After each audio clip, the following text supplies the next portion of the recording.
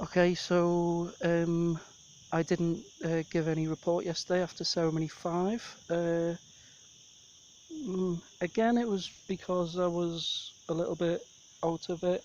Yesterday we didn't sit, so probably needed a little break. This will be ceremony 6. The 5th ceremony was a bit weird because I think it was the same medicine, but the first cup was very subtle. I kept getting this message that find the way, and I had that message about 3 times during the beginning of the ceremony. But although I got that message, it kind of the medicine faded very quickly, and I felt very sober in my head at least. If I stood up, I'd still be wobbly, but I felt in my head very sober. So when Pitt announced the second cup, I went up for the second cup. That didn't do anything for me. I can't remember any thoughts, visions, messages from that second cup. I went outside and sat for a bit because I kept wrestling with myself. Shall I get a third cup? And I kept thinking every time I thought I was going to get up for a third cup, I'd get the smell of the ayahuasca, and it was like a revolting smell. It wasn't a very nice smell at all, and it would just stop me from going up for the third cup.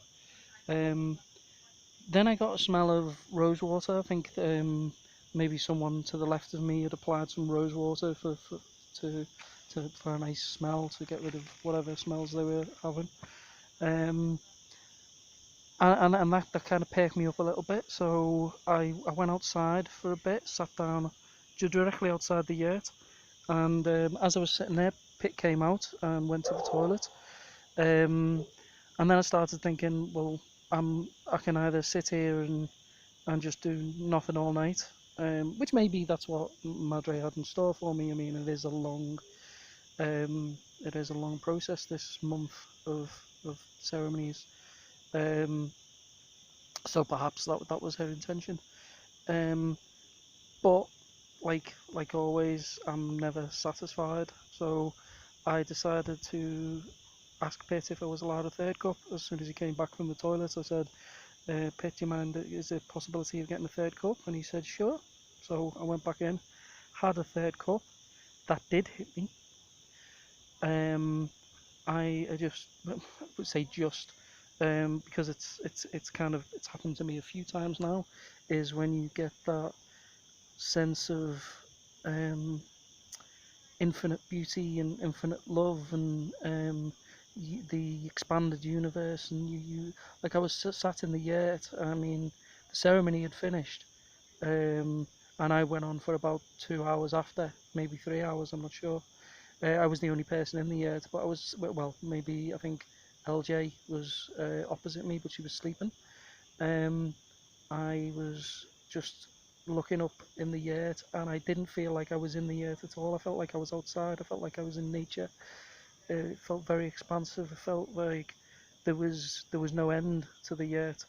It was the yurt was an illusion beyond.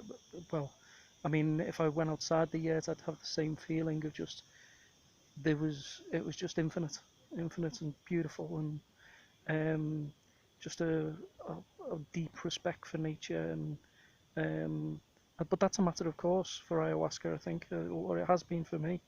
So and Yopo in the past. So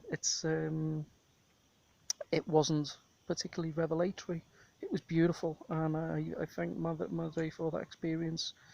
Um, but I'm trying to go deeper. I'm trying to find out why I'm here, why I feel the need um, to do this kind of work. It's not it's not a usual path, is it? So that's the aim, I think, for this whole retreat, is to get it out of my system, because it's a very expensive hobby, and it's um, I as much as it's worth every single penny, um, and then some, and especially this retreat has just been bargain of the century.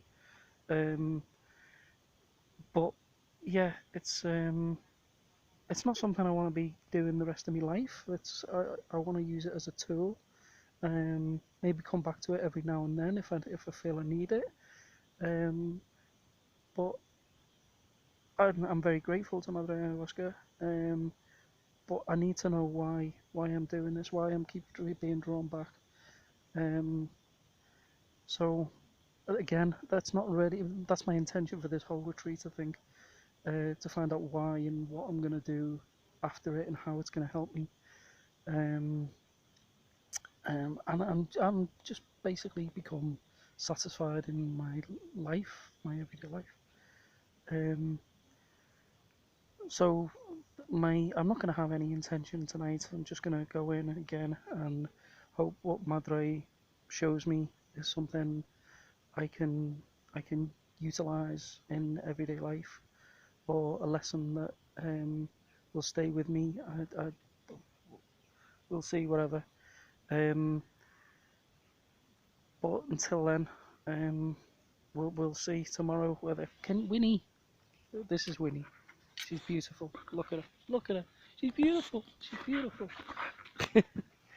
But and she keeps licking me. Anyway, I'll speak to you tomorrow. I'll let you know whatever happened in this ceremony. It's what time now? It's 10 to 9. I think we're probably gonna be going in about 10, something like that. I'm in my whites already, as you can see. So we'll see tomorrow if we have any news. Okay, I'll speak to you tomorrow.